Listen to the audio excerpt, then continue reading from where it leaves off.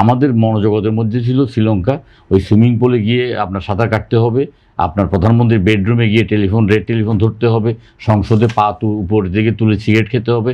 আমরা কিন্তু দুষ্কৃতিকারীদেরকে খুঁজি নাই, আমরা কিন্তু 17 বছর লুণ্ঠনকারীদেরকে খুঁজি নাই। আমরা একজন লোভী, একজন একান্ত ব্যক্তি, স্বার্থপরায়ণ একজন ব্যক্তিকে হাতে দেশটাকে তুলে দিয়েছি। তিনি কিন্তু দেশটাকে কিছুটা পরিবর্তন করতে পারতেন, অল্প কিছুদিনের মধ্যে হলেও পরিবর্তন করতে পারতেন। রাষ্ট্র পরিচালনার দায়িত্ব যখন বিএনপির হাতে আসছে, বিএনপি উদার গণতান্ত্রিক রাজনৈতিক দল হিসেবে সেভাবে দায়িত্ব পালন করছে। আমরা যে এত বড় একটা অভ্যুত্থান করার পরে, আমরা অভ্যুত্থানের পরবর্তীকালে দেশ যার হাতে আমরা তুলে দিয়েছি, সেখানে আমাদের অনেক বড় ধরনের ভুল হয়ে গেছে। এখন আমরা একটু আমরা মনে করছি, এবং এটা ভবিষ্যতে এটা আরও প্রকট আকার ধারণ করবে।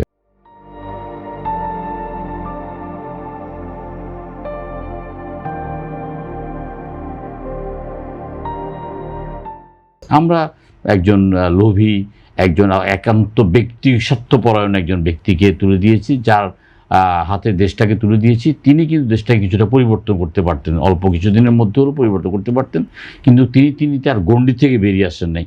আমার একদম স্পষ্ট মনে আছে, উনি এয়ারপোর্টে এসে এয়ারপোর্ট থেকে উনি যমুনাতে বেশ কিছুক্ষণ সময় কাটিয়েছেন। সময় কাটানোর প্রকৃতি তিনি সেখানে যে যাদের নামে উপদেষ্টা মণ্ডলীতে ছিল, অনেকগুলো নাম পরিবর্তন করে তিনি তার নিজস্ব কিছু ব্যক্তিকে গঠন করেছেন।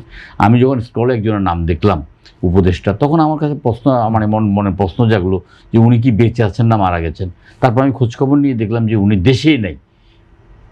উনি গত 17 বছর আন্দোলন সংগ্রামে কোনোদিনই কিছু করেন নাই। একটা কাপড়ের দোকান চালিয়েছেন, তারপর মেয়েদেরকে আমেরিকায় বিয়ে দিয়েছেন, আমেরিকাতে 2020 সালে আমেরিকায় চলে গেছেন। ওনাকে উপদেষ্টা করা হয়েছে, এবং ডক্টর ইউনূস সাহেবের সাথে যতবারই দেখা হয়েছে ততবারই তিনি কিন্তু তাকে বলেছি তার মন্ত্রণালয়কে পরিবর্তন করার জন্য, বিভিন্ন দক্ষ লোকদেরকে সংগঠিত করার জন্য। তিনি কিন্তু এনজিও গ্রাম থেকে বেরিয়ে আসেন নাই। তখন তো আপনারা এই সরকারের বিরুদ্ধে কোনো সমালোচনা করেননি। আমি সরকারের বিরুদ্ধে যতটুকু সমালোচনা করা দরকার সেই সময় করেছি। এগুলো অফলাইনে অনলাইনে অনেকগুলো আছে, আপনার এগুলো কোনোটাই এখন আর সমালোচনা করলে সেগুলো আসে।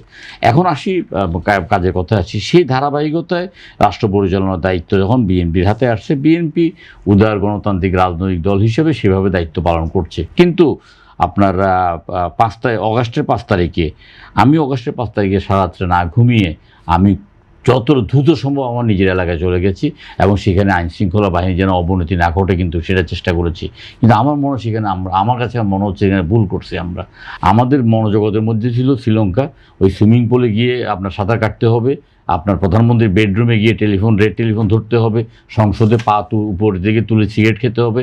আমরা কিন্তু দুষ্কৃতিকারীদেরকে খুঁজি নাই, আমরা কিন্তু 17 বছর লুণ্ঠনকারীদেরকে খুঁজি নাই, আমরা কিন্তু 17 বছরের হত্যাকারীদেরকে খুঁজি নাই, আমরা কিন্তু 17 বছর যারা গুমঘর আয়নাঘর তৈরি করেছে আমরা তাদেরই খুঁজি নেই। আমাদের নেতা তারেক রহমান সেখানে নির্দেশ দিয়েছেন যে পরাজিতদেরকে আশ্রয় দিতে হবে। আমরা সেখানে ভুল করে ফেলেছি। এই কারণে তাতে এখন আস্ফোরণ বেড়ে গেছে, এই কারণে এখন সরকারকে হিমশিম খেতে হচ্ছে, এই কারণে এখন নানাবিধ বিভিন্ন রকমের কল্পকাহিনী তৈরি করা হচ্ছে।